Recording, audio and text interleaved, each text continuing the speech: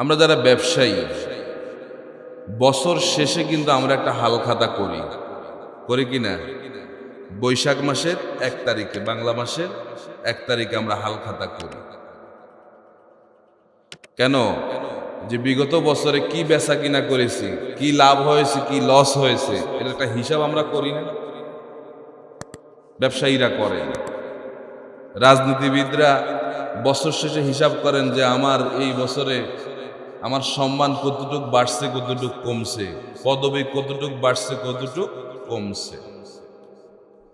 প্রত্যেকের জীবনে এই সমস্ত সম্পদ কতটুক বাড়ছে, সম্মান কতটুক বাড়ছে, ব্যবসায়িক মাল কতটুক বাড়ছে, জমিন কতটুক বাড়ছে, স্বর্ণ গহনা কতটুক বাড়ছে, একটা হিসাব আমরা করি। কিন্তু কখনো কি আমরা এই হিসাবটা করেছি যে আমারও তো জীবনের একটা গুরুত্বপূর্ণ বিষয় আছে, সেই বিষয়ের নাম হচ্ছে হায়াত। সে বিষয়ের নাম কি? হায়াত। আমি কি আমার এই জীবনের হালখাতা কি কখনো করেছি যে আমি যদি 60 বছর হায়াত পেয়ে থাকি, আমার এই 60 বছর এখন চলতেছে, এই 60 বছরে আমি কি আমল করেছি, কার অধিকার নষ্ট করেছি, কাকে আঘাত করেছি, কার উপরে জুলুম করেছি, এই হিসাব কি আমরা করেছি? করি নাই। আজকে এই বিষয়টা আমরা পুঙ্খানুপুঙ্খরূপে বুঝে যাব, যেহেতু বর্তমান গোটা বিশ্ব, বাংলাদেশ সহকারে গোটা বিশ্ব পরিস্থিতি এখন অস্বাভাবিক, ঠিক কিনা? ফেসবুক খুললেই শুধু মৃত্যুর সংবাদ, গোটা ফেসবুক জুড়ে এখন মৃত্যুর স্ট্যাটাস আসতেছে। প্রতিদিন আমার ভাই মরে যাচ্ছে, আমার চাচা চলে যাচ্ছে। আমরা একসময় দেখেছি এটা শহর কেন্দ্রিক মানুষ মারা যাচ্ছে, এখন কিন্তু গ্রামেও এটা ব্যাপক আকারে ছড়িয়ে গিয়েছে। কাছের মানুষগুলো চলে যাচ্ছে, যে মানুষগুলো চলে গেল তারা কিন্তু কল্পনা করে না এত তাড়াতাড়ি দুনিয়া থেকে চলে যাবে। যেহেতু আমাদের এখনো সময় আছে, আর আমরা এই নিশ্চয়তা দিতে পারবো না যে আমরা বোধহয় আরো 10-15 বছর 20 বছর বাঁচতে পারবো, জীবনের হিসাবটা আমরা কষতে পারবো, এই নিশ্চয়তা আমরা কেউ দিতে পারবো। তাই যেহেতু আমরা মুসলমান, আমরা মানুষ, আমাদের সকল হিসাব কিতাবগুলো আরবি মাসের সাথে সম্পর্কিত, ঠিক কিনা বলেন? বাংলা মাস, ইংরেজি মাসের সঙ্গে আমাদের জান্নাত এবং জাহান্নামের হিসাব কিতাব সম্পর্কিত নয়। আমাদের জীবনের সমস্ত হিসাব কিতাবগুলো আরবি মাসের সাথে সম্পর্কিত। আর আমরা সেই আরবি মাসের সর্বশেষ জুমায় আমরা একত্রিত হয়েছি। এটাই হচ্ছে আমাদের জন্য উপযুক্ত সময় জীবনের হালখাতা করা, ঠিক কিনা? তাই আসুন আমরা সকলে জীবনের হালখাতা করি। আমরা আমাদের জীবনে কতটুকু আমল করতে পেরেছি, আল্লাহ এবং আল্লাহর রাসূলকে কতটুকু আপন করতে পেরেছি, যদি না পারি বিগত জীবনের ভুল ত্রুটি কি হয়েছে সেই হিসাবগুলোকে এখন করার দরকার না? কথা বলেন, দরকার আছে? প্রতিনিয়তই মৃত্যু আমাদেরকে তাড়িয়ে বেড়াচ্ছে, মনের মধ্যে একটা ভয় কাজ করছে। এখন পরিস্থিতিটা এমন না, কখন না জানি আমার মৃত্যু হয়ে যায়, আমিও জানি না, আপনিও জানেন না। ঠিক এই কঠিন মুহূর্তে এখন আমাদের জীবনের হিসাবটা করা দরকার। এই জন্য রব্বুল আলামিন কুরআনুল কারীমের মধ্যে বলেন, ইয়া আইয়ুহাল্লাযীনা আমানু তাকুল্লাহা ওয়াল তানজুর নাফসুম মা কদ্দামাত লিগাদ ওয়াত্তাকুল্লাহা ইন্নাল্লাহা খাবীরুম বিমা তা'মালুন। আল্লাহ পাক আমাদেরকে লক্ষ্য করে বলেন, হে ঈমানদাররা, ইত্তাকুল্লাহ, তোমরা আল্লাহকে বেশি বেশি ভয় করো।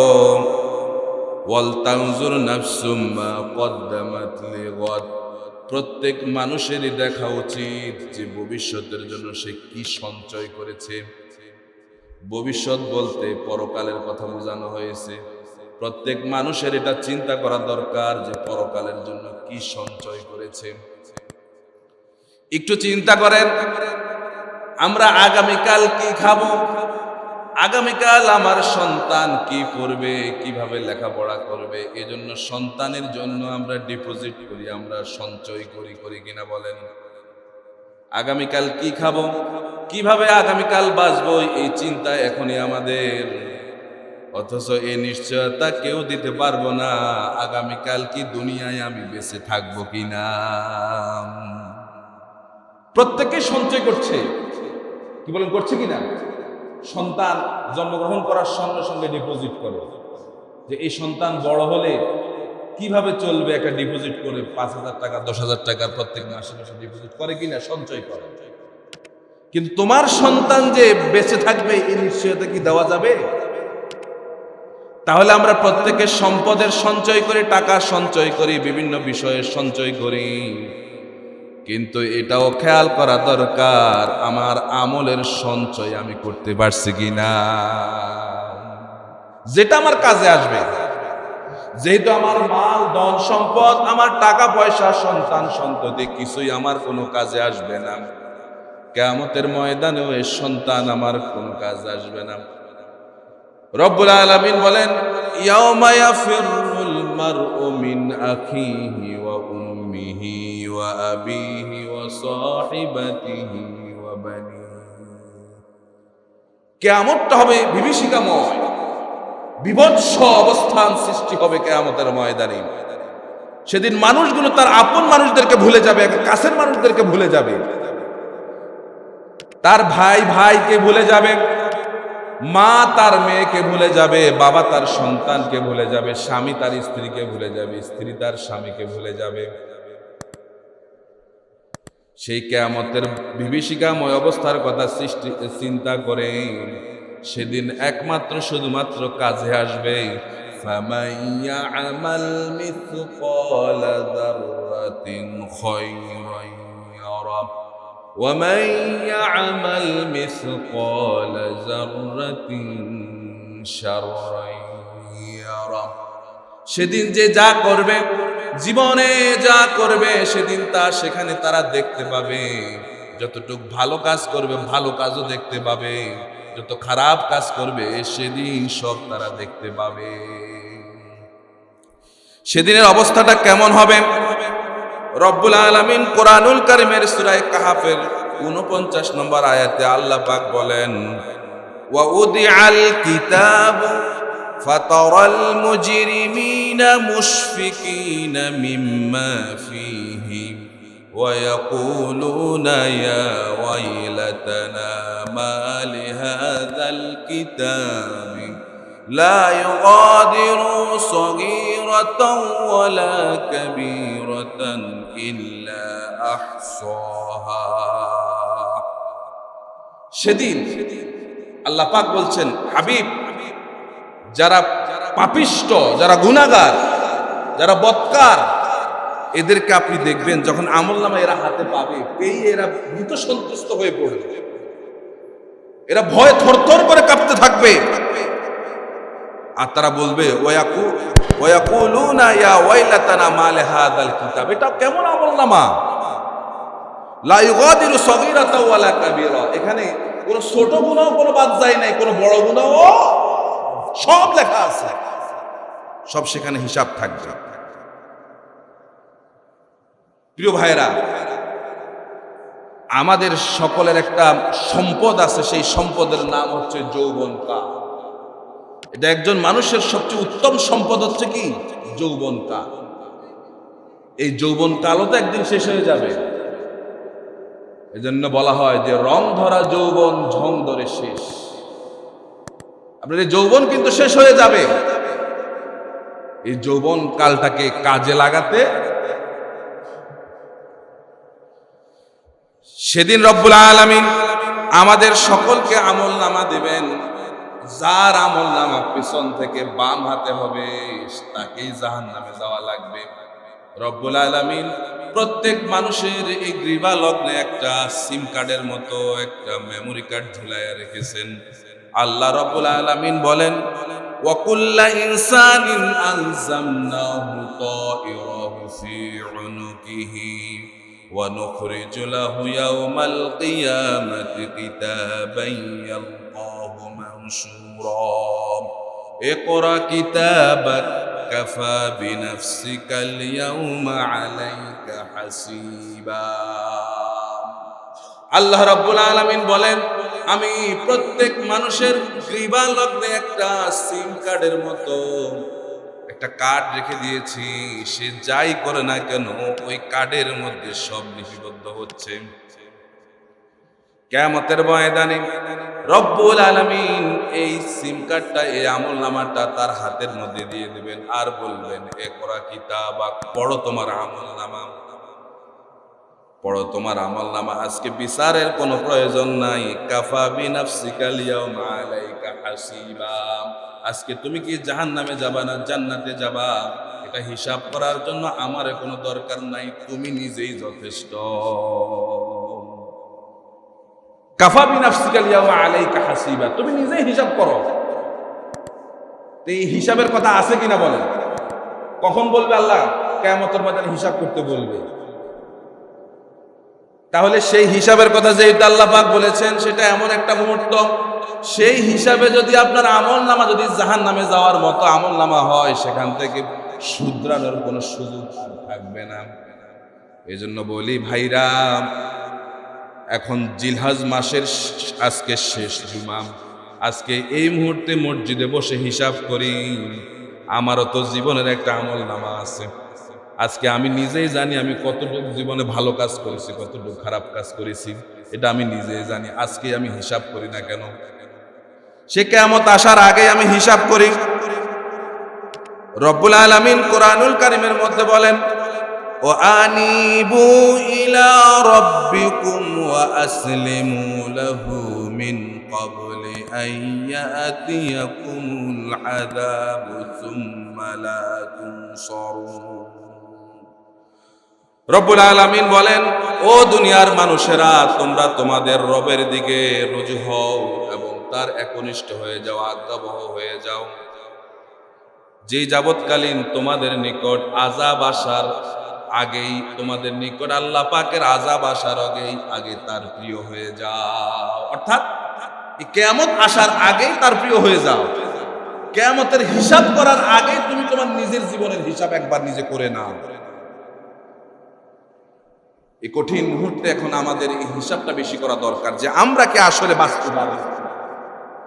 আল্লাহ পাক বলেন, প্রত্যেক মানুষের এটা দেখা উচিত, ওয়ালতানজুর নাফসু মা কদ্দামাত লিগাদ, সে ভবিষ্যতের জন্য কি সঞ্চয় করেছে, এটা তার চিন্তা করা দরকার। ওয়াত্তাকুল্লাহ, আল্লাহকে ভয় করো। ইন্নাল্লাহ খাবীরুম বিমা তা'মালুন, তুমি যাই করো না কেন আল্লাহ কিন্তু খবর রাখে। এখন খেয়াল করে দেখেন, এই যে গত 2-3 দিন যাবত আমরা দেখেছি সমস্ত মডেলরা ধরা খাচ্ছে। যারা মডেল, যাদেরকে আপনারা মডেল বলেন, আমি তো মনে করি এদেরকে মডেল বললেও মডেল শব্দের অপমান হবে, ঠিক কিনা? এদেরকে মডেল বললে মডেল শব্দের অপমান হবে। কারণ মডেল শব্দের অর্থ কি? মডেল ইংরেজি শব্দ, বাংলাতে কি বলে? আদর্শ। মডেল মানে আদর্শ। এখন একটু ঠান্ডা মাথায় চিন্তা করেন, যাদের ঘরে মদ পাওয়া যায়, হেরোইন পাওয়া যায়, গাঁজা পাওয়া যায়, মদের বার যাদের ঘরের মধ্যে, যারা দেহ ব্যবসা করে কোটি কোটি টাকা কামায়, এরা কি মডেল? এটা কি মডেল? এটা কি সমাজের আদর্শ হতে পারে? 92% মুসলমানের দেশে এরা কোনোদিনও আমাদের মডেল হতে পারে? আমি আমার মা বোনদেরকে বলবো, আপনারা যাই দেখুন না কেন তাই নিজেদের মধ্যে চর্চা করবেন না। আমরা মুসলমান, আমাদের জন্য আদর্শ হচ্ছে, মহিলাদের জন্য আদর্শ হযরত আয়েশা সিদ্দিকা রাদিয়াল্লাহু তাআলা আনহা, ঠিক কি না? তাদের জন্য আদর্শ যে হযরত ফাতেমা রাদিয়াল্লাহু তাআলা আনহা, হযরত খাদিজা রাদিয়াল্লাহু তাআলা আনহা, এরা হচ্ছে মহিলাদের আদর্শ। আর আমরা পুরুষদের আদর্শ হচ্ছে আবু বকর, ওমর, ওসমান, আলী, এরাই হচ্ছে আমাদের আদর্শ, ঠিক কি না? কারণ কি? আপনি ঠিক এই মুহূর্তে সারা পৃথিবী খুঁজলে আবু বকরের মতো একজন লোক খুঁজে পাওয়া যাবে? মুসলমান বলেন যাবে? তাহলে আদর্শ তো সেই হবে যার আদর্শ অনুসরণ অনুকরণ করলে জান্নাত পাওয়া যাবে, ঠিক কি না? এজন্য কোন নায়ক নায়িকা, কোন গায়ক গায়িকা, কোন খেলোয়াড় এরা আমাদের মুসলমানদের আদর্শ হতে পারে না। আমাদের মুসলমানদের আদর্শ একমাত্র শুধুমাত্র কেবলমাত্র মুহাম্মাদুর রাসূলুল্লাহ সাল্লাল্লাহু আলাইহি সাল্লাম, ঠিক কিনা বলেন? এরাই আমাদের আদর্শ। আজকে যারা মডেল পরিচয় দেন, নিজেদেরকে মডেল দাবি করে, মডেল, আমরা মডেল, দেখেন শাস্তি কিন্তু দুনিয়ায় শুরু হয়ে গেছে। হয়তো ভাগে বা টোয়ারায় বনে নাই, এজন্য শাস্তি শুরু হয়ে গেছে, ঠিক কিনা? এটা তো দুনিয়ার শাস্তি। আজকে কত লাঞ্ছনা বঞ্চনা, কত টানাটানি, কত কি কঠিন পরিস্থিতি দেখছেন কিনা আপনারা? দেখছেন না টেলিভিশন কিভাবে টেনে টেনে নিয়ে যাচ্ছে? কিয়ামতের ময়দানে আল্লাহ পাক বিচার করবেন। আল্লাহ পাক সেদিন ঘোষণা দিবেন। সূরা ইয়াসিনের মধ্যে আল্লাহ পাক বলেন, ওয়ামতাজুল ইয়াউমা আইয়ুহাল মুজরিমুন, ওয়ামতাজুল ইয়াউমা আইয়ুহাল মুজরিমুন। আজকে অপরাধী কারা? অপরাধী দলে যারা, সব আলাদা হয়ে যাক। চিন্তা করেন, এই অপরাধীরা যখন আমাদের সকল ভালো মানুষের সঙ্গে থাকবে, তখন তার কোনো টেনশন নাই, চিন্তা নাই। মনে করবে যে ভালো মানুষের সঙ্গে আমরাও মাফ পেয়ে যাব। একটু চিন্তা করেন, একটা মজলিসের মধ্যে সব ভালো মানুষ যায় নাকি কিছু অপরাধী মানুষও যায়? চোর যায়, ডাকাত যায়, সন্ত্রাস যায় কিনা বলে? যায় না? একটা মজলিসের মধ্যে ধরেন, একটা মজলিসের মধ্যে চোর, ডাকাত, বদমাশ, গুন্ডা, সন্ত্রাস সব যায় কিনা? এখন আর্মি অফিসার, র্যাব, বিডিআর এরা যদি বলে অপরাধী কারা, আমরা কিন্তু তোমাদেরকে শনাক্ত করতে পেরেছি, আমরা তোমাদেরকে চতুর্দিক থেকে ঘিরে ফেলেছি, শনাক্ত করতে পারছি, তোমরা আলাদা হয়ে যাও। চিন্তা করেন তারা ভয় পাবে কিনা? ভয় পাবে না? যেহেতু র্যাবের মহাপরিচালক, আর্মির মহাপরিচালক বলতেছে অপরাধী লোক কারা, তারা আলাদা হয়ে যাও, তাইলে আজকের আর আমাদের বাঁচার কোনো সুযোগ নাই। চতুর্দিক থেকে তারা ঘেরাও করে রেখেছে। কিয়ামতের ময়দানে আল্লাহ যখন বলবে ওয়ামতাজুল ইয়াউমা আইয়ুহাল মুজরিমুন, এ অপরাধী কারা, সব আলাদা হয়ে যা। সেদিন এরকম মডেল, এই হাবিজাবি যারা আছে, যাদের কারণে সমাজে উচ্ছৃঙ্খলতা সৃষ্টি হয়, মানুষ বেহায়া হয়ে যায়, এদেরকে আল্লাহ পাক সেদিন আলাদা করে ফেলবেন। এরপরে বলবেন খুযুহু ফাগুল্লুহু সুম্মাল জাহিমা সাল্লুহু, ধরো এদেরকে, এরপরে বাঁধো, এরপরে বেঁধে এদেরকে শিকল দিয়ে বেঁধে জাহান্নামে নিক্ষেপ করো। কারণ এরা মুসলমান নামে দাবি করছে, কিন্তু কাজে কারবারে মুসলমান বোঝা যায়। আমি আমাদের মা বোনদেরকে বলবো, এই সমস্ত নায়িকা যারা আছে, মডেল যারা আছে, এরা কোনোদিনও আপনাদের মডেল হতে পারে না। আপনি তো মডেল হবেন তখনই যখন আল্লাহ এবং আল্লাহর রাসূলের হুকুম মোতাবেক জীবন যাপন করবে, ঠিক কি না? আল্লাহ বলেন, নির্দেশ দিচ্ছেন, ওয়াকারনা ফি বুয়ুতিকুন্না ওয়ালা তাবাররাজনা তাবাররুজাল জাহিলিয়াতিল উলা। হে নারী সমাজ, তোমরা জাহিলি যুগের নারীদের মতো এরকম বেশভূষ ধারণ করে রাস্তার মধ্যে চলো না। তাবাররুজের অনেকগুলো ব্যাখ্যা আছে, এর মধ্যে একটা হচ্ছে বেপর্দা, হেলে দুলে রাস্তা দিয়ে চলাফেরা করা। এমন কিছু নারী আছে কিনা সমাজে? দায়ুস, যাদেরকে আরবিতে বলা হয় দায়ুস, পর্দাবিহীন, যার রাস্তায় নামে। তো এই জন্য মা বোনদের একটা সম্মান আল্লাহ পাক দিয়েছেন। তারা যদি তাদের সম্মানটা বজায় রাখতে পারে, এটাই হবে তাদের আদর্শ, এটাই হবে তাদের মডেল, ঠিক কি না? আমাদের সমাজে এরকম মডেল মা বোন আছেন। তো এই জন্য বলবো, জীবনের এই শেষ মুহূর্তে, অর্থাৎ আরবি মাসের 12 মাসের এই শেষ মুহূর্তে আসি আমরা জীবনের হালখাতা করি। আমরা আমাদের সামনের জন্য কি জমা করে রেখেছি, এগুলো আজকে চিন্তা করা দরকার। আল্লাহর নবী বলেন, আল কাইয়িসু মান দানা নাফসাহু আমিলা লিমা বাদাল মাউত। আল্লাহর নবী বলেন, বুদ্ধিমান হচ্ছে ওই ব্যক্তি, সালাক বুদ্ধিমান হচ্ছে ওই ব্যক্তি যে নিজের হিসাব নিজে নেয় এবং মৃত্যু পরবর্তী জীবনের জন্য যে আমল করে এ হচ্ছে বুদ্ধিমান সালাহ, ঠিক কিনা? ওয়াল আজিজু মান আতবাআ নাফসাহু হাওয়াহা ওয়া তামান্না আলাল্লাহ। আর বোকা বেকুব হচ্ছে ওই ব্যক্তি যে ব্যক্তি নফসের কথা মতো চলে, নিজের মন মস্তিষ্ক প্রসূত জ্ঞান অনুযায়ী চলে, নিজের মন মতো চলে। ওয়া তামান্না আলাল্লাহ, এবং আল্লাহর কাছে আশা করে। দেখুন অনেক খারাপ মানুষ আছে, ভালো কাজ একটাও করে না, কিন্তু কিছু কিছু মুহূর্তে মসজিদে আইসা এমন সেজদা, এমন লম্বা সেজদা, মনে হয় যেন আল্লাহর ওলি খাজী জিবরাইল আলাইহিস সালামের খালাতো ভাই আইসা মসজিদে ধরা দিয়েছে। এরকম মাঝে মাঝে দেখা যায় কিনা?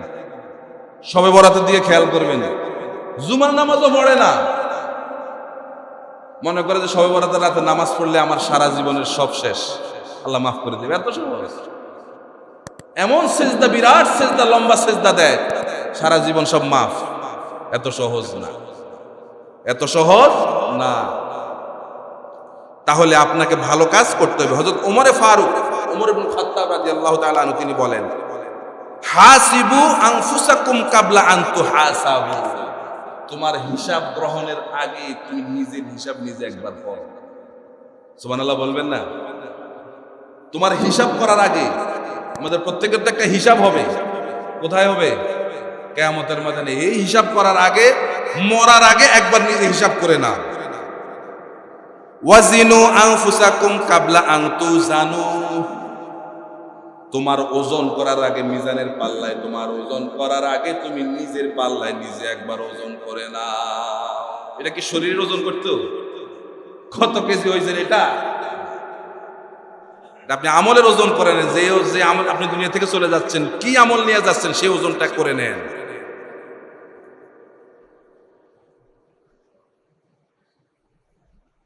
তাহলে আমাদেরকে বিষয়গুলো খেয়াল করতে হবে, এখন থেকে নিজেদেরকে হিসাব করতে হবে। আজকে বসবো আমরা ইনশাআল্লাহ, আমরা কি করব?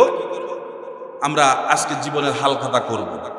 দুনিয়ার বাড়িঘর, জমাজমি, টাকা পয়সা, এগুলোর হিসাব তো আমরা অনেক করেছি। আজীবন তো পরের সম্পদের হিসাব করছি, আছি না আমরা অনেক? পরের সম্পদ, মুখের বাড়ি হইলো, গাড়ি হইলো, টাকা হইলো, কত কিছু জানি আছে। এই যে আমি মাহফিলে যাই, অনেকে হুজুর আপনি যে মাহফিল করেন, বছরে 120টা মাহফিল করেন, তাহলে তো আপনার 10, 15, 20 লাখ টাকা মাসে বছরে কামাই করেন। টাকা কার? কথা বলেন না। যদি কামাই করে তাহলে টাকাটা আমার না? কিন্তু এর হিসাব মানুষ করতে করতে অস্থির। আপনি হিসাব করলে কোনো লাভ হবে? আপনি লাভ হবে আপনার হিসাব আপনি করলে আপনার লাভ হবে, ঠিক কিনা? আমাদের সমাজে কিছু বেকার মানুষ আছে, এদের কোনো কাম নাই, এরা শুধু আরেকজনের হিসাব করে, আরেকজনের চিন্তায় অস্থির। এই লোকটা আর জান্নাতে যাইব কিনা, এই লোকে যে কাজ করতেছে মনে হয় না, মনে হয় এই কাজ দিয়ে সে জান্নাতে যাইতে পারবো না, আল্লাহ এর দৌড়বো বালা করে। কেন তুমি আরেকজনের হিসাব করতে যাও? কেন তুমি তোমার নিজের হিসাব করো? তুমি যে আরেকজনের চিন্তায় অস্থির, তুমি নিজে জান্নাতে যাবা কিনা, এগুলো সব বাদ দেন, এগুলো সব ছেড়ে দেন। স্টপ, আজকে এই মুহূর্তে এখান থেকে স্টপ, সবকিছু বন্ধ। আজরাইল আপনার দরজা, ঘরের দরজা কড়া নাড়ছে, যে কোনো মুহূর্তে মৃত্যু চলে আসতে পারে। এখন এই মুহূর্তে হিসাব করুন যে আমি আমার এই মুহূর্তে মৃত্যু হয়ে গেলে আমি বাঁচতে পারবো কিনা, আমি আল্লাহর কাছে কি জবাব দেব? এই মুহূর্তে আমার সারা জীবনের এই অবস্থা, যে সঞ্চয় করেছি, যে আমল করেছি, আমল দিয়ে যাইতে পারবো কিনা, আল্লাহর কাছে পার পাইবো কিনা, এই হিসাব আপনি এখন এই মুহূর্তে থেকে করেন। তাহলে ব্যবসায়ীরা হালখাতা করে পহেলা বৈশাখে, আমাদের হিসাব হবে প্রত্যেক আরবি মাসের শেষ সপ্তাহে, যে আমি এই বছর কি করেছি, যা হয়েছে হয়েছে, তওবা করে আগামী বছর আরো ভালো ভালো কাজ করবো। অনেক বেনামাজি আছে, বেরোজগারি ছিলাম আমরা, অনেকে নামাজ পড়ি নাই, রোজা রাখি নাই, জাকাত দেই নাই, হজ ফরজ হয়েছে হজও করি নাই। তার আজকে এই মুহূর্তে বসুন, অতীত জীবনের নামাজ, রোজা, হজ, জাকাত, এই হিসাবকে হাল নাগাদ করুন। কি করুন? হাল নাগাদ করুন। যে হিসাব হয়েছে, যেগুলো হয়ে গেছে, এগুলো কাজা কাফারা করুন। এগুলো কাজা কাফারা করুন। আর এই মুহূর্ত থেকে আল্লাহর কাছে তওবা করে একনিষ্ঠভাবে আল্লাহর জন্য হয়ে যান এই মুহূর্ত থেকে। এখন এই মুহূর্ত থেকে আমাদেরকে সিদ্ধান্ত নিতে হবে যে আজ থেকে আমি আর কোনো নাজায়েজ কোনো কাজ আমি করব না, কোনো হারাম কাজ আমি করব, কোনো হারাম উপার্জনে আমি আমার নিজেকে জড়িয়ে দেব না। খালিস ভাবে আল্লাহর কাছে তওবা করুন। আল্লাহ বলছেন, ইয়া আইয়ুহাল্লাযীনা আমানু তুবু ইলাল্লাহি তাওবাতান নাসুহা। হে ঈমানদাররা, তোমরা আল্লাহর কাছে খালেস তওবা করো, খালেস ভাবে তওবা করো। অতীতে যা করছেন, আল্লাহ হচ্ছেন এমন, আমাদের পাপ যদি সমুদ্রের ফেনার চাইতেও বেশি হয়, আল্লাহ পাকের দয়া তার চাইতেও কোটি কোটি কোটি গুণ বেশি। সুবহানাল্লাহ। এই যে নিরাশ হওয়ার কোনো কারণে, লা তাকনাতু মির রাহমাতিল্লাহ, আল্লাহ রহমত থেকে নিরাশ হওয়া যাবে না। আমাদেরকে যে কাজটা বেশি বেশি করতে হবে সেটা হচ্ছে বেশি বেশি করে আল্লাহর কাছে তওবা করতে হবে। এখন আমরা তওবা করি আবার খারাপ কাম করি, এরকম না। খালেস তওবা কোনটাকে বলে? যে নিজের গুনাহ এগুলো সব কিছু স্মরণ করে আল্লাহর কাছে তওবা করা। 2 নম্বরে, আমি এই গুনাহ আর জীবনে করব, ভবিষ্যতে এই ধরনের খারাপ কাজ আমি আর কোনোদিনও করব না, এরকম চিন্তা করে খালেস ভাবে তওবা করতে হবে আল্লাহর কাছে। প্রিয় ভাইয়েরা, এখন সামনের জীবনে কিছু আমাদের করণীয়। এখন তো এই বছর শেষ, জীবনের আজকে তো হালখাতা করবেন, করে সামনের জীবনে কি বিষয়ের উপর দিয়ে আমাদের বেশি বেশি নজর রাখা দরকার, সেই বিষয়গুলো আমি আপনাদের সামনে এক এক করে আলোচনা করছি। 1 নম্বরে, আপনার ঈমানকে বিশুদ্ধ রাখা লাগবে এবং হেফাজত করতে হবে। ঈমান হেফাজত, এটা হচ্ছে মূল। ঈমানটা কি? ঈমানটাই মূল। আপনি যতই ভালো কাজ করুন না কেন, যদি ঈমান না থাকে আপনাকে জাহান্নামে যাওয়া হবে। আর যত খারাপ কাজই করুন আপনি, যদি ঈমান থাকে, এই খারাপ কাজের জন্য আপনাকে শাস্তি ভোগ করে ঈমান থাকার কারণে একদিন জ্বলে পুড়ে আপনি জান্নাতে যাবেন। এটা হচ্ছে আহলে সুন্নাত ওয়াল জামাতের আকীদা, যে ঈমান থাকলে পরে সে জান্নাতে যাবে একদিন না একদিন। কিন্তু ঈমান যদি না থাকে তাহলে সারা জীবনের সেজদাও কোনো কাজে আসবে। তাহলে 1 নম্বরে আপনাকে ঈমান বিশুদ্ধ রাখা লাগবে। রব্বুল আলামিন বলেন, লা ইকরাহা ফিদ্দীন ক্বাদ তাবায়্যানার রুশদু মিনাল গায় ফামান ইয়াকফুর বিত-তাগুতি ওয়া ইউমিন বিল্লাহ ফাকাদ ইসতামসাকা বিল উরওয়াতিল উসকা লা ইনফিসামা লাহা ওয়াল্লাহু সামিউন আলীম। আল্লাহ পাক বলেন, লা ইকরাহা ফিদ্দীন, দ্বীনের ব্যাপারে কোনো জবরদস্তি নাই। কাউকে জোর করে মসজিদে আনার কোনো দরকার নেই, কাউকে জোর করে আল্লাহ পাকের বিধান মানানোর কোনো দরকার নাই। আল্লাহ রাসূলকে আল্লাহ বলেছেন, ইন্নামা আনতা মুযাক্কিরুন লাস্তা আলাইহিম বিমুসাইতির। হাবিব, আপনি মানুষদেরকে উপদেশের বাণী প্রচার করুন, কাউকে জোর করে ইসলামের মধ্যে ঢুকানোর কোনো প্রয়োজন নাই, দ্বীনের ব্যাপারে কোনো জবরদস্তি নেই। এখন ঈমানটা হচ্ছে ফামান ইয়াকফুর বিত-তাগুত ওয়া ইউমিন বিল্লাহ। সর্বপ্রথম আপনাকে তাগুতকে অস্বীকার করা লাগবে। এই তাগুত হচ্ছে একটা ভাইরাস। এই করোনা ভাইরাসের চাইতেও জঘন্যতম ভাইরাস হচ্ছে তাগুত। কথা বুঝতেছেন কিনা? করোনা ভাইরাসের ভ্যাকসিন আছে কিনা? এখন আছে না? ভ্যাকসিন আছে, অনেকটা 98% পর্যন্ত অ্যান্টিবডি তৈরি হয়। কিন্তু আপনার ঈমানে যদি একবার ভাইরাস লাগে, সে ঈমান আপনাকে পরিশুদ্ধ করা লাগবে, ঠিক কিনা? পরিশুদ্ধ করা ছাড়া সেই ভাইরাস আপনার জীবন তো শেষ করবেই, আপনার ঈমানও নষ্ট করে দেবে, আপনাকে জাহান্নামে বানায় ছাড়বে। সেটা সবচেয়ে বড় ক্ষতি, নাকি না করোনা ভাইরাস আপনার বেশি ক্ষতি করছে? যেই ভাইরাস আপনার ঈমান নষ্ট করে দিচ্ছে, এটা সবচেয়ে বড় ক্ষতি, ঠিক কিনা? এই তাগুত হচ্ছে করোনা ভাইরাসের চাইতেও নিকৃষ্ট। তাগুত কি? যে শক্তি শুধু নিজেই আল্লাহর আইন অমান্য করে না, বরং অন্যদেরকেও আল্লাহর আইন অমান্য করতে বাধ্য করে, এটা হচ্ছে তাগুত। আমরা খেয়াল করে দেখবেন, আমাদের সমাজে কিছু মানুষ এমন আছে, নিজে তো নামাজ পড়েই না, নিজে তো হজ করেই না, যাকাত দেয়ই না, নিজে যদি ইসলামের ভালো ভালো কাজগুলো করেই না, বরং অন্য মানুষ করতে চাইলে তাকে বাধা দেয়, এরকম আছে না নাই? এরা হচ্ছে তাগুত। এদের থেকে বেঁচে থাকা লাগবে। ফামাই ইয়াকফুর বিত তাগুত, সর্বপ্রথমে তাগুতকে অস্বীকার করতে হবে। ওয়ায়ুমিন বিল্লাহ, এরপরে যে আল্লাহর প্রতি ঈমান আনলো, আল্লাহ বলছেন ফাকাদ ইসতামসাকা বিল উরওয়াতিল উসকা, সে এমন এক শক্ত কঠিন ঈমান তার মধ্যে পোষণ করলো, লা ইনফিসামা লাহা, যে ঈমান থেকে তাকে কেউ কোনোদিনও সরাইয়া দিতে পারবে। তাহলে ঈমানটাকে মজবুত রাখতে হবে। প্রিয় ভাইয়েরা, এই আমাদের ঈমান চলে যায়, 9টা বিষয় যদি আমাদের জানা না থাকে, তাহলে অধিকাংশ মানুষের যে ঈমান চলে যায় আমরা টেরও পাই না, যেটাকে বলে নাওয়াকিজুল ঈমান। ঈমান বিধ্বংসী 10টা বিষয় আছে। এমন কয়টা? ঈমান বিধ্বংসী, ঈমান চলে যায়, যে কাজগুলো করলে ঈমান চলে যায়, তাকে আবার পুনরায় ঈমান আনা লাগে। আজকে এই 10টা বিষয় আপনাদেরকে কান খাড়া করে শোনা লাগবে। যদি আমরা কেউ কোনোদিন এই 10টা বিষয়ের মধ্যে পড়ে যাই, যে কোনো একটার মধ্যে পড়ে যাই, আজ থেকে আমাকে তওবা করে আবার নতুন করে ঈমান আনা লাগবে। কথা বোঝা গেছে কিনা? নাওয়াকিদুল ঈমান অত্যন্ত গুরুত্বপূর্ণ বিষয় এটা। নাওয়াকিদুল ঈমান, ঈমান চলে যায়, আপনি নিজেও জানেন না যে আপনার ঈমান চলে গেছে।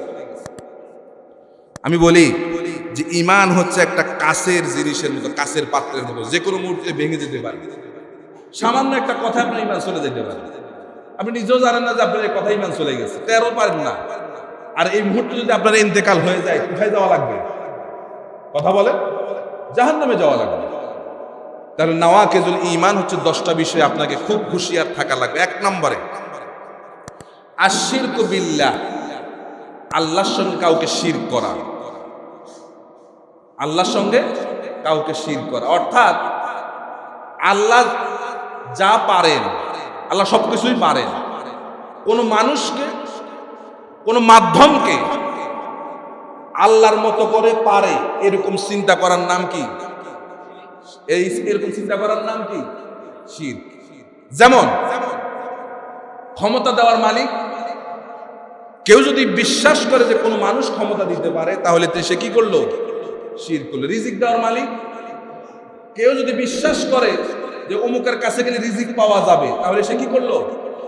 আর শিরক করলে কি হইলো? তার ঈমান চলে গেল। আমরা কিন্তু শিরকে গুরুত্ব দেই না ভাই, শিরকটা অত্যন্ত গুরুত্বপূর্ণ বিষয়। সন্তান দেওয়ার মালিককে, কেউ যদি মনে করে যে পীরের কাছে গেলেই সন্তান পাওয়া যাবে, তার ঈমান কি হইল? শেষ হয়ে গেল। এখন বলেন, আমাদের দেশে এরকম চিন্তার মানুষ আসেনি? আছে কিনা? তাইলে এই 92% মুসলমানের মধ্যে বিরাট একটা জনগোষ্ঠী, এরা মনে করে যে অমুকের কাছে গেলে ক্ষমতা পাওয়া যাবে, অমুকের কাছে গেলে রিজিক পাওয়া যাবে, অমুকের কাছে গেলে সন্তান পাওয়া যাবে, অমুকের কাছে গেলে এটা সেটা বহুত কিছু পাওয়া যাবে, যেটা মুশরিকদের চিন্তা চেতনা। মুশরিকরাও মনে করে যে মূর্তির সামনে হাত উঠালেই এটা এটা এটা এটা সেটা এগুলো পাওয়া। কি কথা বুঝছেন কিনা? তাহলে 1 নম্বরে শিরক থেকে আপনাকে বেঁচে থাকা লাগবে। আপনাকে এটা বিশ্বাস করতে হবে, লা ইলাহা, লা মানে কি?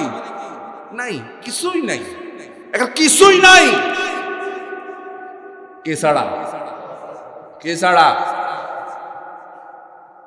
আমার বিধানদাতা, আমার আইনদাতা, আমার শাসনকর্তা, আমার রিজিকদাতা, আমার সব কিছু আষ্টে পৃষ্ঠে জড়িত কে? আল্লাহ ছাড়া কেউ পারে না। আল্লাহ ছাড়া আমার কোনো বিপদ কোনো মানুষ আমাকে দিতে পারে না। আপনাকে এই বিশ্বাসও রাখতে হবে যে আপনার শত্রুরা আপনার প্রতি বৃষ্টির মতো গুলি ছুটছে, কিন্তু আল্লাহ যদি না চান একটা গুলিও আপনার গায়ে লাগবে। এটা হচ্ছে খাইরিহি ওয়া শাররিহি মিনাল্লাহি তাআলা। যা কিছু হয় কার পক্ষ থেকে হয়? আপনি করোনা ভাইরাসে আক্রান্ত হন, এটা কার নির্দেশে? আল্লাহর নির্দেশে। তবে সতর্কতা থাকা লাগবে, সতর্ক থাকা লাগবে। সতর্কতার কথা আল্লাহর নবী বলেছেন। এক সাহাবী মসজিদে আসছে, আসার পরে উটটাকে না বেঁধেই সে মসজিদে ঢুকলো। তাকে আল্লাহ রাসূল বললেন যে তুমি মসজিদে ঢুকলা, কি অবস্থা? ইয়া রাসূলুল্লাহ, আমি উটকে বাইরে রেখে মসজিদে ঢুকছি, আল্লাহর উপর আমার ভরসা করে আছি। রাসূল বলছেন আগে উট বাঁধো, তারপরে আল্লাহর উপর ভরসা করো। ঠিক কিনা? এখন এই করোনা ভাইরাস থেকে এই মাস্ক ভ্যাকসিন আমাদেরকে বাঁচাইতে পারবে না, কিন্তু আমরা এটা কেন করি? ওই যে উট বাঁধার মতো সতর্কতা আমরা অবলম্বন করছি, ঠিক কিনা? এটা হচ্ছে আমাদের সতর্কতা, কিন্তু বিশ্বাস কে বাঁচাবে? আল্লাহ বাঁচাবে। এই বিশ্বাস আমাদের সকলের আছে যে আল্লাহ ছাড়া কেউ বাঁচাইতে পারবে। ভাইরা, আমাদের এই সোনাপুর দাখিল মাদ্রাসার মাওলানা আবু বকর সিদ্দিক আমার সাথে খুব ভালো সম্পর্ক ছিল। 40 বছরও বোধহয় হয় নাই। সকলের সামনে লোকটা চলে গেলে কেউ আমরা বাঁচাই দিলাম পারছি? কত মানুষ চেষ্টা করছে বাঁচানোর জন্য, এখান থেকে রায়পুর হসপিটাল থেকে ঢাকা নিয়ে গেছে উন্নত চিকিৎসার জন্য, তারাও বাঁচাইতে পারে না। আমাদের মাস্টার সিদ্দিকুর রহমান চেয়ারম্যান ছিল আগে, নাকি চলে গেলেন? এই ইদানিংকালীন খেয়াল করে দেখেন রায়পুরের মধ্যে অনেক মানুষ চলে গেছে, কেউ ধরে রাখতে পারছে? পারে নাই। এই জন্য বাঁচাইব কে? আল্লাহ। আল্লাহ ছাড়া কেউ বাঁচাইতে পারে। এখন আপনাকে শিরকের ব্যাপারে আপনাকে হুঁশিয়ার থাকা লাগবে। 2 নম্বরে জাআলাল ওয়াসাইতু বাইনিহি ওয়া বাইনাল্লাহ, আল্লাহ এবং বান্দার মাঝে ওয়াসিতা সাব্যস্ত করা। আল্লাহ এবং বান্দার মাঝে ওয়াসিতা মানে কি? আল্লাহ এবং বান্দার মাঝে মাধ্যম। কথা বুঝতেছেন? যে আমি বোধহয় আল্লাহর কাছে হাত তুললে আল্লাহ আমার কথা শুনবে না, এই জন্য আমি পীর সাহেবের কাছে গেলাম, পীরে হাত তুললে আল্লাহ আমার গুনাহ মাফ করে দেবে। কথা বুঝছেন নি? এটা হচ্ছে মুশরিকদের আকীদা। হিন্দু আছে না, হিন্দু মুশরিক যারা আছেন তাদের আকীদা হচ্ছে এটা। তারা মনে করে, তারাও কিন্তু আল্লাহর মানে, আল্লাহ একজন আছে এটা বিশ্বাস করে। তারা মনে করে এই যে দুর্গার সামনে মাথা নত করছে, দুর্গার সামনে হাত উঠাচ্ছে, এই দুর্গা আমার কথাগুলো আল্লাহর কাছে বলবে, আল্লাহ পাক আমার কথা শুনে না, দুর্গার কথা শুনে। এটা তাদের বিশ্বাস। আর সেই বিশ্বাস এখন আমাদের মুসলমানদের মধ্যে আছে কিনা? অনেক মুসলমান মনে করে আমি এত পাপ করছি, আমি বোধহয় আল্লাহর কাছে হাত তুললে আল্লাহ আমার গুনাহ মাফ করবে না, এই জন্য হুজুরের কাছে চলে যায়, হুজুর আপনি একটু হাত ওঠান আমার জন্য। ভাইরা, এই বিশ্বাস অন্তর থেকে দূর করতে হবে। কোনো ওয়াসিতার প্রয়োজন নাই, আল্লাহর কাছে বলার জন্য কোনো মাধ্যমের কোনো প্রয়োজন। কেউ যদি কোনো মাধ্যম তালাশ করে, মাধ্যম খোঁজে, মাধ্যম মানে, তাহলে সে কি করলো? সে নাওয়াকিজুল ঈমানের মধ্যে পড়ে গেছে, ঈমান বিধ্বংসী কারণ, ঈমান নষ্ট হয়ে গেছে তার। তাকে আবার পুনরায় মুসলমান হওয়া কয় নম্বর গেল? 2 নম্বর। আল্লাহ ইউকালুল মুশরিকু কাফেরা, কোন মুশরিককে কাফের মনে না করা, এটাও ঈমান বিধ্বংসী কারণ। অর্থাৎ কোন মুশরিক, এদেরকে কাফের মনে করতে হবে। এরা কি? কাফের। এরা যতই আমাদের আশেপাশে থাকুক না কেন, এরা আমাদের বন্ধু হতে পারে, এটা আপনাকে মনে করা লাগবে। 4 নম্বরে আল ইতিকাদু বিআদামিল আকমালে বিমা জাআ বিহিন নবী সাল্লাল্লাহু আলাইহি সাল্লাম মিনাল্লাহি তাআলা, নবী করিম সাল্লাল্লাহু আলাইহি সাল্লাম আমাদের জন্য আল্লাহ পাকের পক্ষ থেকে যা নিয়ে আসছেন এটাকে পরিপূর্ণ মনে না করে। এটা পরিপূর্ণ না, আমার নিজে আরেকটা নতুন কিছু সৃষ্টি করি, এটা করলে বোধহয় পরিপূর্ণ হবে। অথচ বিদায় হজের বাসনে আল্লাহ পাক আয়াত নাজিল করলেন। কি আয়াত? আল ইয়াউমা আকমালতু লাকুম দীনাকুম ওয়া আতমামতু আলাইকুম নি'মাতি ওয়া রাদিতু লাকুমুল ইসলামা দীনা। আল্লাহ সেদিন আয়াত নাজিল করে দিলেন, আজকের এই মুহূর্তে আমি দিন পূর্ণ করে দিয়েছি। এখন দিনের মধ্যে আর নতুন কিছু ঢুকানোর কোনো দরকার নাই। তার মানে বোঝা যায় আল্লাহ এবং আল্লাহ রাসূলের চাইতে আপনি বেশি ফাজিল। কি কথা ঠিক কিনা? তাহলে 4 নম্বরে কি পাইলাম?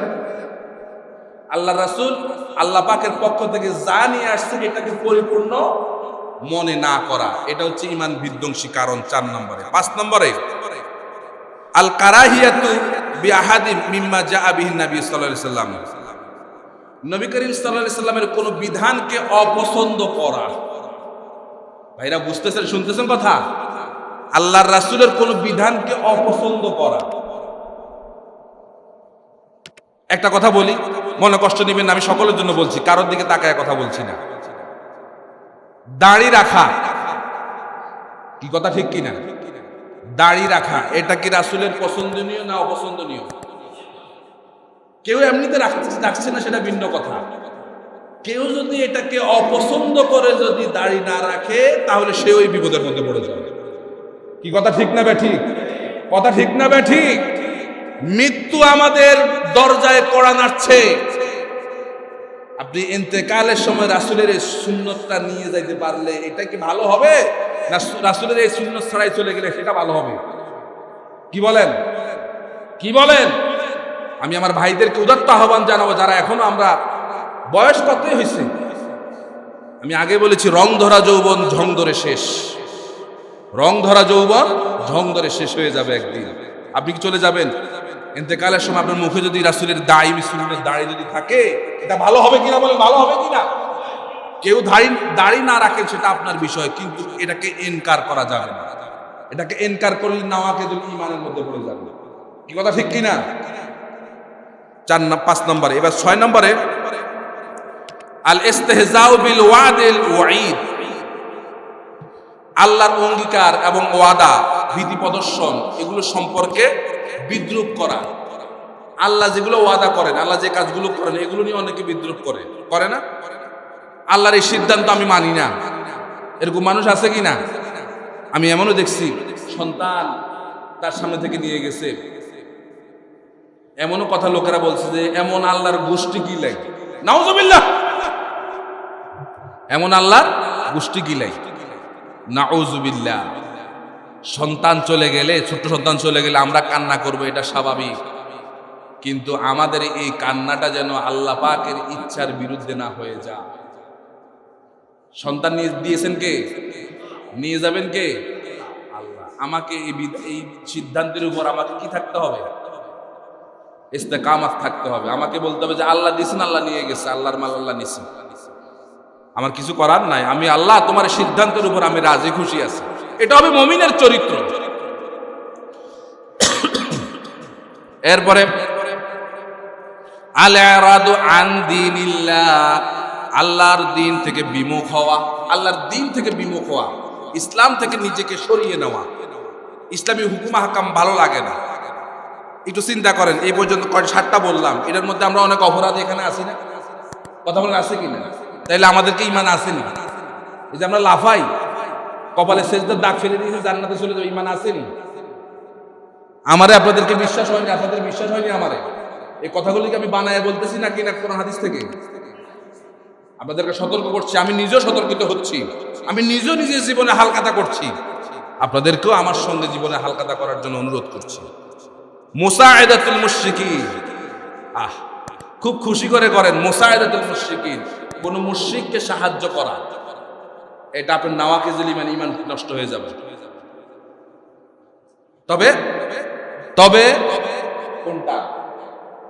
কোন মুশরিক তার মেয়েকে বিয়ে দিতে পারছে না, না খায়া মরতেছে, মানুষ হিসেবে আপনি তাকে সাহায্য সহযোগিতা করতে পারবেন। কিন্তু কোন মুশরিক তার কি বানাইতে পারে না, মূর্তি স্থাপন করতে পারে না, তার যেখানে পূজা করে পূজা মণ্ডপ তৈরি করতে পারে না, আপনি তাকে 500, 1000, 2000 টাকা দিলেন, আর এই সহযোগিতা যদি আপনি তাকে করেন, আপনার ঈমান নষ্ট হয়ে যাবে, ঈমান শেষ। এই দুইটা ছাড়া, অর্থাৎ সে খেতে পারছে না, তার খাবারের ব্যবস্থা করা, মেয়ে বিয়ে দিতে পারছে না, ছেলে বিয়ে করাইতে পারছে না, সেখানে আপনি সহযোগিতা করতে পারবেন, কিন্তু অন্য কোথাও আপনি তাকে সহযোগিতা করতে পারবেন। কি কথা বোঝা গেছে কিনা? এরপরে তাফজিলু আহাদুন আলা শরিয়তি মুহাম্মদ সাল্লাল্লাহু আলাইহি সাল্লাম, মুহাম্মদ সাল্লাল্লাহু আলাইহি সাল্লামের শরীয়তের উপরে কাউকে প্রাধান্য দেওয়া যাবে না। আল্লাহ রাসূল শরীয়ত যেটা, এটা আমাদের জন্য যথোপযুক্ত, ঠিক কিনা? অন্য কাউকে এর উপর প্রাধান্য দেওয়া যাবে না। এখন যদি আপনি মুসা আলাইহিস সালামকে মানেন, তাহলে আপনি মুশরিক, কি ঈমান হারা হয়ে যাবেন। কি কথা বোঝা গেছে কিনা? কারণ রাসূলের শরীয়ত যখন নাযিল হয়েছে, পূর্ব যুগের সমস্ত শরীয়ত রহিত হয়ে গেছে। এই মুহূর্তে আপনি বলবেন যে মুসা আলাইহিস সালাম আল্লাহর নবী, ঈসা আলাইহিস সালাম আল্লাহর নবী, এখন যদি তাদের বিধানগুলো আপনি মানেন, তাহলে আপনি কি হয়ে যাবেন? ঈমান হারা হয়ে যাবেন। কারণ এই মুহূর্তে আপনাকে রাসূলের বিধানটাকে মানতে হবে। কি কথা ঠিক কিনা? 10 নম্বর আস-সিহর, জাদু করা। আমাদের সমাজে এরকম অনেক জাদুকর আছে, এরা খারাপ ভাবে মানুষকে ক্ষতিগ্রস্ত করে, জাদু করে। কি কথা বুঝছেন কিনা? অনেকে এটারে বিশ্বাস করে না। এই যে তাবিজ কবজ, অনেকে এটারে বিশ্বাস করেন। তাবিজ কবজ আছে কিনা? আল্লাহ নবীকে তো এর তাবিজ করছিল কিনা জানেন কিনা? রাসূলকে এক ইহুদির মেয়ে, এক ইহুদি রাসূলকে তাবিজ করেছিল।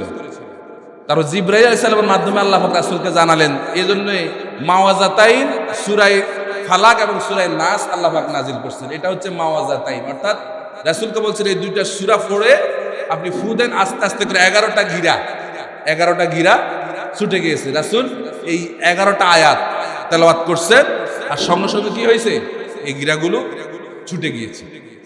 প্রিয় ভাইরা, এগুলো আমাদের সমাজ, জাদুবিদ্যা আছে সমাজে। প্রতিদিন যারা ফজরের পরে এবং মাগরিবের পরে সূরা ইখলাস, সূরা ফালাক, সূরা নাস পড়ে নিজেদের গায়ের মধ্যে ফু দিবে, এই তাবিজ কবজে তাদের কোনো কাজ করতে পারবে। একটা চিকিৎসার কথা বলে দিলাম আপনাদের, এটা খেয়াল রাখবেন। এরপরে সকল বিষয়ে আল্লাহর উপর ভরসা রাখতে হবে। কার উপর ভরসা?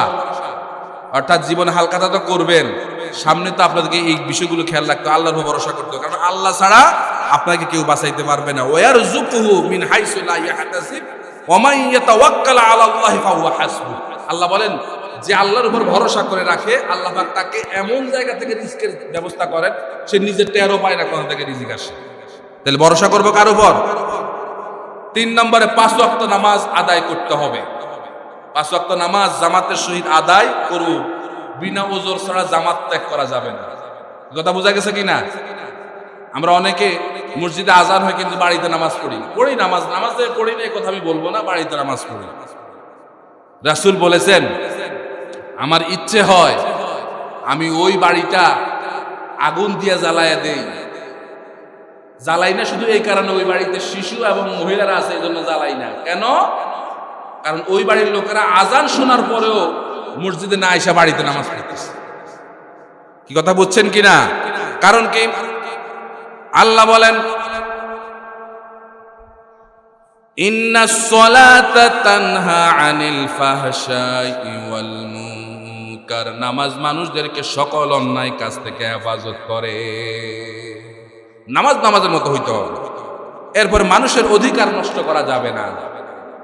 আপনার আন্ডারে যারা আছে এদের হক নষ্ট করা যাবে না। আপনার নিচে যারা আছে এদের হক কোনোদিন নষ্ট করা যাবে।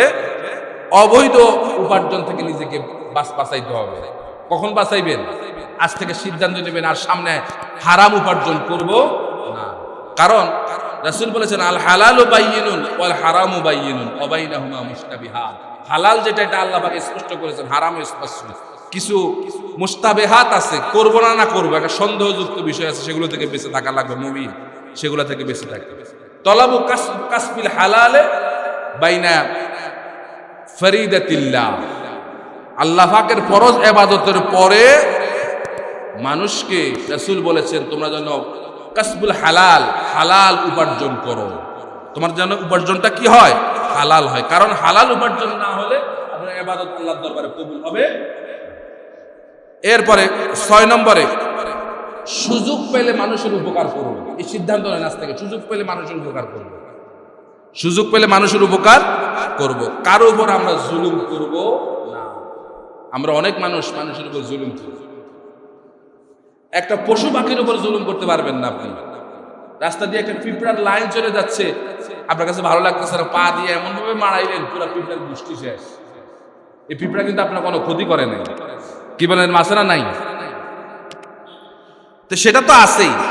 এছাড়াও মানুষের উপর জুলুম করে। রাসূল বলেন, মান কানাত লাহু মাজলামা লিআহাদিন মিন ইরদিহি আও শাইইন ফালিয়াতাহাল্লালহু মিনহু লিয়াউম ক্বাবলা আন লা ইয়াকুনা দিনারুন ওয়ালা দিরহামুন ইন কানা লাহু আমালুন সালিহুন উখিযা মিনহু বিকদরিন মাজলামাতিন ওয়া ইন লাম তাকুন লাহু হাসানাতুন উখিযা মিন সাইয়্যাতি সাহিবিহি ফাহুমিলা আলাইহি। আল্লাহ রাসূল সাল্লাল্লাহু আলাইহি সাল্লাম বলেন, যে ব্যক্তি তার ভাইয়ের সম্মান হানি করলো, তার উপর জুলুম করলো অথবা কোনো জুলুম করলো, সে যেন মৃত্যু আসার আগেই সে যেন তার কাছ থেকে ক্ষমা চেয়ে নেয়। মৃত্যু আসার আগেই, তার মৃত্যু আসার আগে তার থেকে কি নেয়? ক্ষমা চেয়ে। আমরা অনেক জুলুম করেছি, কথা দিয়া, কাজে দিয়া, কথায় কাজে আমরা অনেক জুলুম করেছি। এই জন্য আপনার মৃত্যু আসার আগে আপনি তার কাছ থেকে ক্ষমা চেয়ে নিতে হবে। কারণ কিয়ামতের দিন এই ক্ষমা চাওয়ার আর কোনো সুযোগ আপনার থাকবে না। রাসূল বলেন, সেদিন কোনো তোমার কাছে দিনার দিরহাম থাকবে না যে তুমি তাকে দিয়ে মাপ চাইয়া নেবে, এরকম কোনো সুযোগ তোমার থাকবে না। যদি তোমার কোনো আমল থাকে, সে আমল তাকে দিয়ে দেওয়া লাগবে। যার উপর তুমি জুলুম করেছো। আর আমল না থাকলে ওই যে লোকটার উপর জুলুম করা হয়েছে এই লোকের পাপগুলো তোমার উপর চাপিয়ে দেওয়া হবে। সুতরাং ইন্তেকাল হওয়ার আগেই আপনি তার কাছে ক্ষমা চেয়ে নেবেন। ভাইরা একটু খেয়াল করেন, 1 মিনিট চিন্তা করুন। আমি জানি আমি কার উপর জীবনে জুলুম করেছি, এটা আমি জানি না? কথা বলেন জানি কিনা? প্রত্যেকে বলেন জানেন কিনা? প্রত্যেকের পর্যায় থেকে যে যার উপর জুলুম করেছেন আজকে যায় তার কাছে ক্ষমা চেয়ে নেবেন। ভাই অমুক দিন তোমাকে অন্যায়ভাবে একটা থাপ্পড় দিছি, তুমি আমারে মাফ করে দাও। সে মাফ করে দেবে, কিন্তু এই অপরাধ নিয়ে দুনিয়া থেকে চলে যাওয়া যাবে না, এটাকে খেয়াল করতে হবে।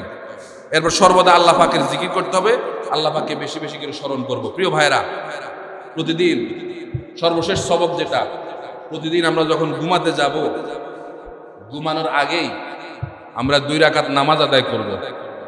কি কথা বুঝতেছি কিনা? 2 রাকাত নামাজ পড়বো, নামাজ পড়ে নামাজের মুসল্লার মধ্যে তওবা করব। তওবা করে আমরা আয়াতুল কুরসি যারা জানি আয়াতুল কুরসি যারা পড়বো। এরপরে বিছনার উপর শুয়ে যাব, ওযু সহকারে বিছনার উপর শুয়ে যাব, 33 বার সুবহানাল্লাহ, 33 বার আলহামদুলিল্লাহ, আর 34 বার আল্লাহু আকবার পড়তে পড়তে আমরা ঘুমায় যাব। কি কথা ঠিক কিনা? কারণ আমার জীবনে এই ঘুমটাই আমার জীবনের শেষ ঘুম হয়ে যেতে পারে। এই জন্য আজকে থেকে আমরা এই বিষয়গুলো খেয়াল রাখবো, জীবনের হালখাতা করব, যে আমি আমার যে আমলগুলো করেছি আমল দিয়ে জান্নাতে যেতে পারবো কিনা। এখন থেকে যে কাজগুলো আমরা বলেছিলাম Jain TV 24, devoted for the welfare of Muslim Ummah.